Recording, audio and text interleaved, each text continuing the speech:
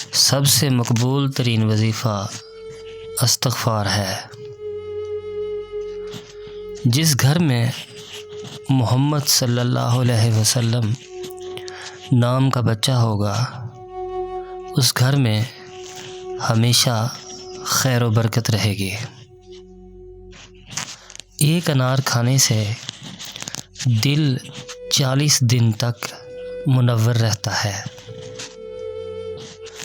بسم اللہ پڑھ لی جائے تو شرمگاہ اور شیاطین کے درمیان پردہ بن جاتا ہے۔ ہر جمعہ کو صدقہ دینے سے والدین عذاب قبر سے محفوظ رہتے ہیں۔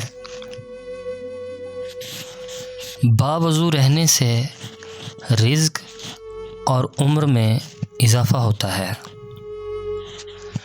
دسترخوان سے گرے ٹکڑے کو اٹھا کر کھانے والا کبھی جنون اور جذام کی بیماری میں مبتلا نہ ہوگا۔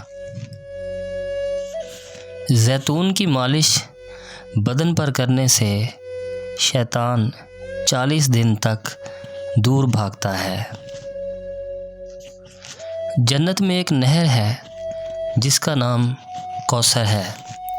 جو شخص اس کی آواز سننا چاہے وہ اپنے دونوں کانوں میں انگلیاں ڈال کر سن لے۔ یہ حضرت عائشہ صدیقہ کی روایت ہے۔ مرد کا زیادہ ہنسنا اس کے وقار کو برباد کر دیتا ہے۔ انسان کا اپنے نفس پر مغرور ہونا اس کی عقل کی کمزوری کی دلیل ہے۔ انسان کو اچھی سوچ پہ وہ انعام ملتا ہے جو اسے اچھے اعمال پر بھی نہیں ملتا، کیونکہ سوچ میں دکھاوا نہیں ہوتا۔ جتنی بھی بڑی مشکل کیوں نہ ہو، جتنا بھی بڑا امتحان کیوں نہ ہو، گھر سے نکلتے وقت ایک روٹی کا نوالا نمک کے ساتھ کھا کے نکلو۔ ایسا ممکن ہی نہیں کہ گھر مایوس ہو کر لوٹو۔ صرف 2 لوگ مقدر والے ہوتے ہیں، ایک وہ جنہیں وفادار دوست ملتا ہے اور دوسرا جن کے ساتھ ماں کی دعا ہوتی ہے۔